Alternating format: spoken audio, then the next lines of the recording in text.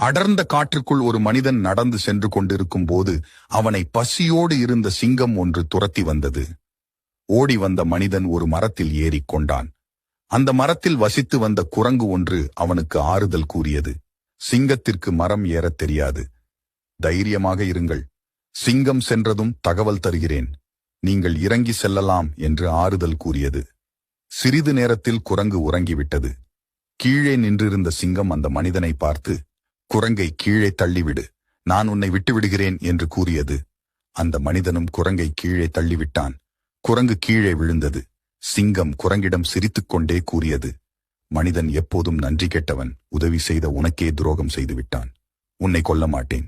நீ மேல சென்று அவனை கீழே தள்ளிவிடு என்று கூறியது. மரத்தில் ஏறி குரங்கு அந்த மனிதனை கீழே தள்ளிவிடவில்லை. சிங்கத்தை பார்த்து பெருமிதமாக கூறியது, நம்பி வந்தவர்களுக்கு நம்பிக்கை துரோகம் செய்ய நான்